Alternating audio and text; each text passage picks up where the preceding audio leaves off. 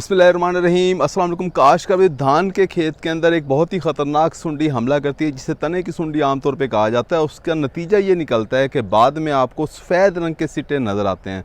सफ़ेद रंग की मुंजर आपको धान के खेत के अंदर नज़र आ रही होती है। हमारा काश्तकार उस वक़्त परेशान हो रहा होता है, उस वक़्त ये पूछ रहा होता है कि इन सफ़ेद मुंजर का मैं इलाज किस तरह से करूं, क्योंकि वो सफ़ेद मुंजर जो निकलती है, सफ़ेद सिट्टा जो निकलता है, उसके अंदर दाने नहीं होते।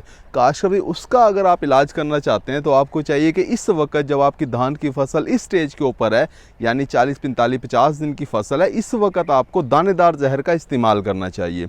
इस वक्त अगर आप अपने खेत को गौर से देखोगे तो आपको पौधे जो हैं इस तरह से दरमियान वाली कोंपल आपको सूखती हुई नज़र आ रही होगी।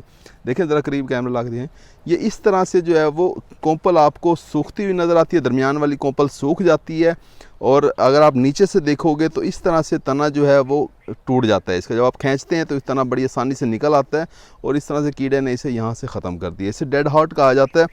काश को इसी तरह से ये कुछ और पौधे हैं, इस पौधे को देखें इसी तरह से, ये इस तरह से आपको सुराख या इस तरह से कटे हुए आपको पौधे नज़र आ रहे होते हैं। ये सारे तने की सुंडी की वजह से ऐसा हुआ है। काश उस तने की सुंडी की वजह से होता क्या है कि शुरू में अगर हमला हो जाए तो दरमियान वाली कोंपल सूख जाती है, डेड हार्ट बन रहा होता है, पौधा आपका बढ़ोतरी उसकी वहीं रुक जाती है, पौधा आपका ख़राब हो रहा होता है। इसका हमला अगर बाद में हो तो उससे क्या होता है कि सफ़ेद मुंजर निकलती है। सफ़ेद मुंजर के अंदर दाने भी नहीं होते, खाली मुंजर होती है वो। काश गर्म इलाकों के अंदर, ख़ास तौर पे जनूबी पंजाब के अंदर इस सुंडी का हमला ज़्यादा होता है, क्योंकि यहाँ पानी की भी कुछ कमी होती है। पानी हमारे काश्तकार ज़्यादा नहीं लगाते, गर्मी भी ज़्यादा पड़ती है और बारिशें भी कम होती हैं। ये सारी चीज़ें वो हैं जिसकी वजह से इस सुंडी का हमला इस इलाके के अंदर ज़्यादा होता है। लिहाजा हमारे जो जनूबी पंजाब के काश्तकार हैं उन्हें लाजमी तौर पर इन जहरों के ऊपर फोकस करना चाहिए, यानी दानेदार जहर लाजमी तौर पर अपने खेतों के अंदर डालने चाहिए।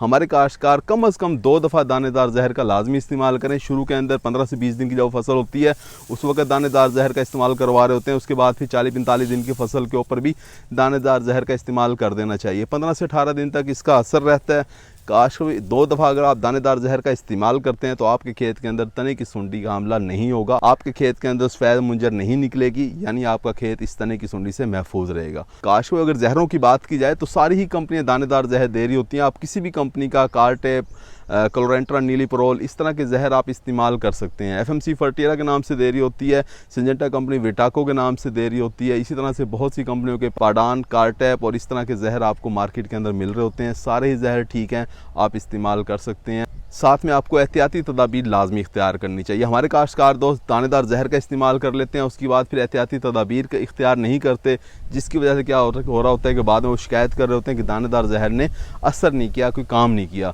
काश दानेदार जहर आप जब भी इस्तेमाल करें आपको चाहिए कि उसके बाद आप 3 से 4 दिन तक खेत के अंदर पानी खड़ा करके रखें। दानेदार जहर बहुत अच्छे तरीके से काम करेंगे। अगर आपने दानेदार जहर का इस्तेमाल किया, छटा किया, उसके बाद पानी खड़ा नहीं किया तो दानेदार जहर आपके सही तरीके से काम नहीं करेंगे, आपके खेत के अंदर सफ़ेद सिट्टे निकलेंगे। उम्मीद है कि वीडियो आपको समझ आ गई होगी। अपना ख्याल रखिएगा। अल्लाह हाफिज़।